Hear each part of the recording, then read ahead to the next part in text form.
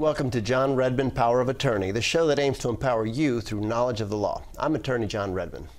And I'm Shauna Sanford. Well, you probably have already heard about U.S. Attorney Jim Letten resigning, but to a lot of people, the job of the U.S. Attorney and the details of this particular story are very unclear. Today, news commentator, legal analyst, and attorney Tim Meche will be our guest to walk us through this story and about the role of the U.S. Attorney's Office. But before we get into the nuts and bolts of the case, John, why don't you talk to us a little bit about the U.S. Attorney's Office? Explain sort of what goes on there. Certainly. The basics is that the U.S. Attorney's Office is the federal arm of law enforcement. The U.S. Attorney is basically the district attorney in the federal court system. Last week we had the state court judge here in our studio talking about what happens in one arm of the state courts. Well, in the federal district court, where federal laws are enforced, the U.S. Attorney is basically the head honcho, and the district attorney Jim Letten, who has just resigned, right, is the person who takes responsibility for enforcing federal laws, and the assistant U.S. attorneys are the other enforcers of the laws when Jim Letten is not personally, well, the next U.S. attorney, and we'll see who that is not personally there to enforce the laws. The U.S. attorney is the #1 law enforcer for the U.S. government enforcing U.S. laws. So Tim Meche is going to be here to talk about that with us. He is a federal criminal defense attorney. He is also a commentator on national and local shows on a regular basis. We're delighted to have Tim with us, and we'll get to that in just a few minutes. That's right. A lot of interesting twists and turns in this case. It's all a little bit complicated, but as John just mentioned, we're going to get to the nuts and bolts of that in just a few moments. Attorney Tim Meche will join us, so stay right there. We'll be right back.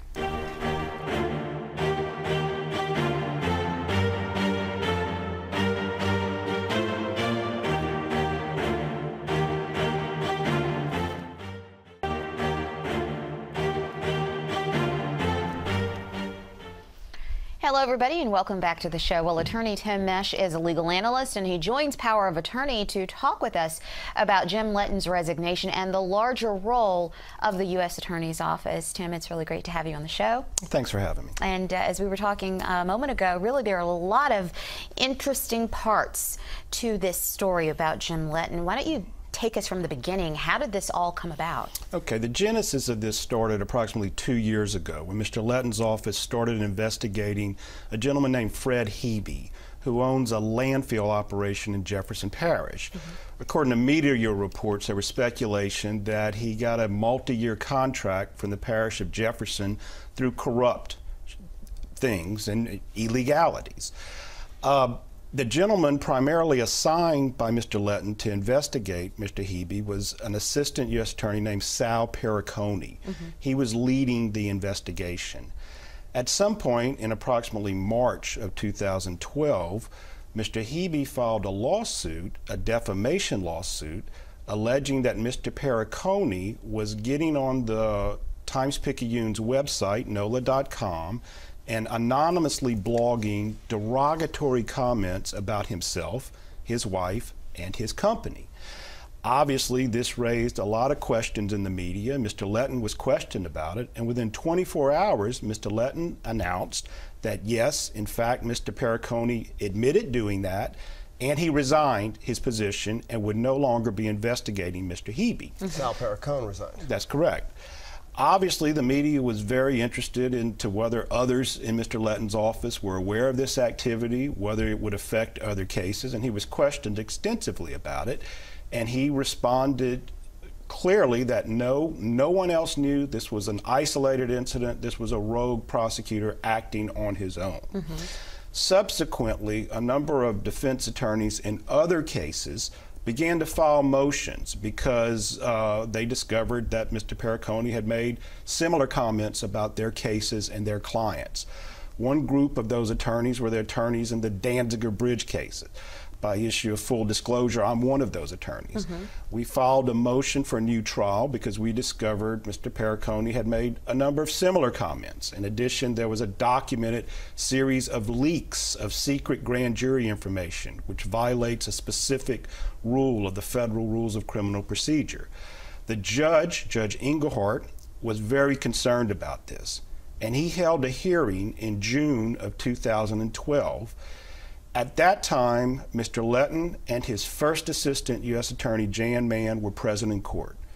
Mr. Letten stood up, and this was the death knell of him. He stood up in front of the judge with Ms. Mann sitting next to him, and he said, "Judge, neither I nor Jan Mann nor people in positions and authority in our office, to my knowledge, did not have any knowledge of, nor did we authorize or have any knowledge of Sal Perricone anonymously posting or anything like that whatsoever. Quote, that is the gospel truth." And Ms. Mann sat next to him. As a result, the judge, who was not satisfied, ordered that they do an internal investigation and issue him a report within 30 days. Mr. Letten assigned this task to First Assistant U.S. Attorney Jan Mann. She issued her report, which exonerated the whole office. It exonerated even Mr. Perricone from anything improper in relation to the Danziger Bridge case.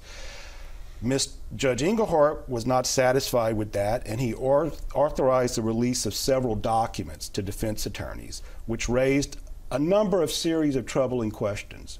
And we asked that we be allowed to question people under oath, which had never been done. The judge, in an extraordinary maneuver, allowed the attorneys to question Mr. Perricone in chambers under oath. That's the defense attorneys in the Danziger case. That's correct. They were allowed to ask attorneys in the U.S. Attorney's Office. Yes. Okay.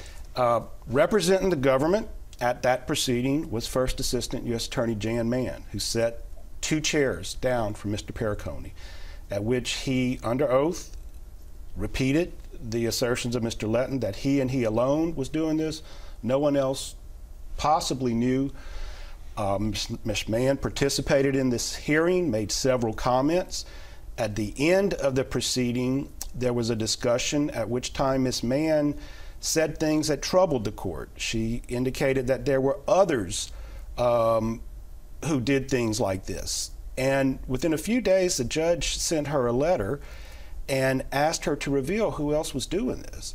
And she wrote back to him, and all of this is documented in an order he did.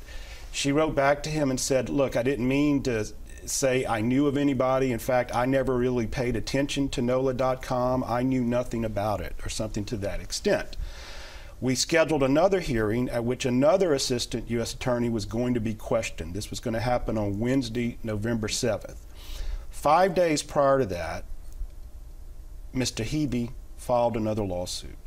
In this case, he alleged that Jan Mann herself was blogging anonymously, making similar comments. Wow. And some of those blogs happened in response to things Mr. Perricone was doing. Like, he would do a blog about Mr. Hebe or the Danziger case, and she would respond, and they were doing it simultaneously. Clearly, it raised the issue that not only was she doing this, but she knew. There was speculation amongst the attorneys as to whether or not she would show up 5 days later at this proceeding in front of this same judge. Right. On the day of the proceeding, we showed up at the hearing. Ms. Mann did not show up. Mr. Letten himself showed up, and at that time, for the first time, revealed to the court and to us that yes, in fact, Ms. Mann had admitted to them that she was doing that. Got to stop you right there, because there are just so many questions that come to mind listening to the details of this case. It's just so hard to believe that all of this was going on. But why would they be saying anything about any case in the public on NOLA.com? First of all, is that illegal? I mean, it is illegal, but they would know that. Why put themselves in that sort of situation? It's not necessarily clear that it's illegal. Okay. If they were revealing secret grand jury testimony, it would be a violation of the federal rules. If they were just announcing their opinions, they do have a First Amendment right to do it. It's not clear that it's illegal. It's probably improper. It clearly would trouble the U.S. Attorney's Office because, listen, the U.S. Attorney's Office is supposed to be beyond reproach. They're not supposed to be political. They're supposed to be unbiased. They're supposed to prosecute people only because they commit crimes, not for political reasons. And if they're voicing their opinion, some of the opinions concern Ray Nagin, who, according to media reports, is about to be indicted. some of these comments could be used by people indicted, like Mr. Nagin or his lawyer, to say, look, they're not prosecuting me because of what I did, they're prosecuting me because they don't like me politically. You remember when Edwin Edwards was prosecuted? One of the things that frustrated him more than anything was that throughout his career he blamed the Republican prosecutors for persecuting him. The guy who indicted him and convicted him was an African-American Democratic prosecutor, and that frustrated him so much that he couldn't blame the Republicans. So clearly, it's not a smart thing for a prosecutor to be doing. I'm curious to know, in the legal community, John, your take, and Tim, what are attorneys saying about this? Well, it's thrown a real wrench into the political discourse, because Jim Letten was, and still is by so many, widely respected. He has basically had to take the fall for some silly, stupid, if not reckless behavior of a couple of assistant U.S. attorneys. Now, we should also point out what happened was these people were posting comments online anonymously. I don't know if we made that clear. People went online. They were probably sitting at home, maybe at their desk at work, thinking if they use a made-up name, a fictitious name that does not resemble their actual name, they could get away with it. They could say what they wanted to say, and say they could post comments.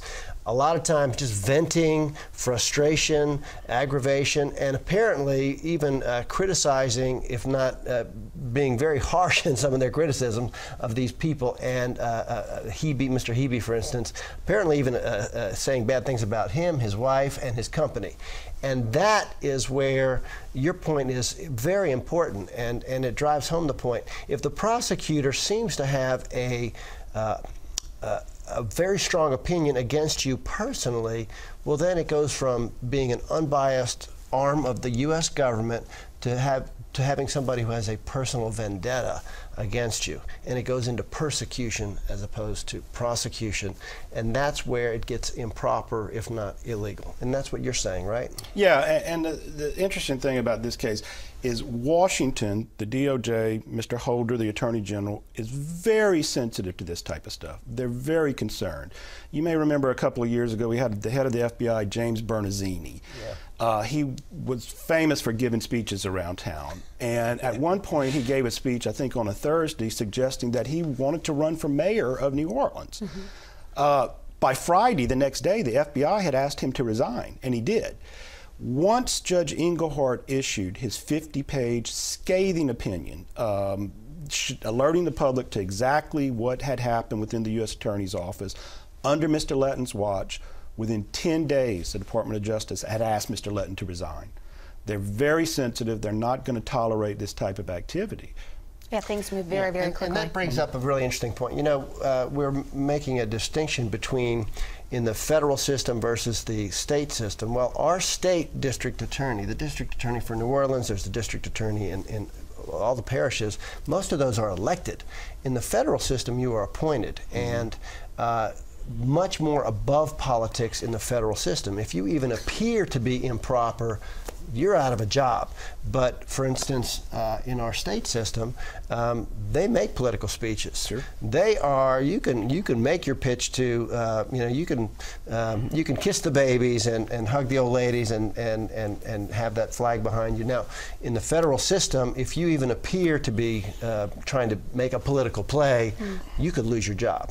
You agree with that? Yeah, there's something called the Hatch Act, which prohibits political appointees from engaging in partisan politics. It's, in fact, a federal law.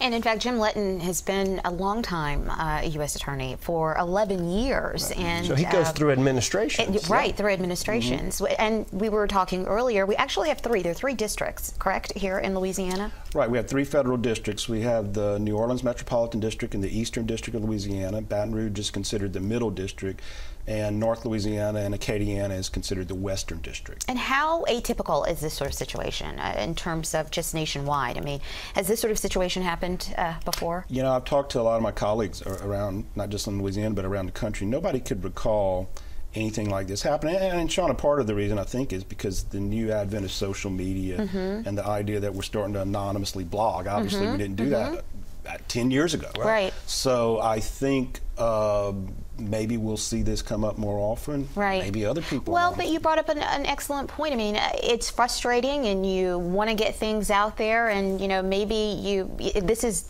absolutely an avenue for doing that. But in this particular case, these folks clearly crossed the line here. So what happens, and where do attorneys go from here? I mean, what does the law say you can do and can't do? And I guess maybe that's part of the process of going through this case. Let's broaden it. It brings up, it's a cautionary tale for all of us. In other words, everybody gets on, not everybody, almost everybody gets on Facebook. And sometimes in a fit of a little bit of frustration, anger, maybe you get home, you're tired, you see something on Facebook, somebody posts something, and without thinking, you post something on Facebook and later on you regret it. I think my father told me when you get upset, sometimes you might write that letter, but before you post it, put it in your nightstand and wait till the next day before you send it. Maybe you'll never send it. Right. Well, in Facebook, especially young people, they put stuff in the mail. They post it on Facebook or on Twitter or in social media, and it's out there, and you might even delete it, but it's still out there. And so the message to everybody is the things you say can come back to haunt you. Jim Letten lost his job over it, and he's not the one who posted it. So what do you say to people out there? What is the need to know for everybody out there with things that are said in the social media? Well, I think this is a cautionary lesson for everybody.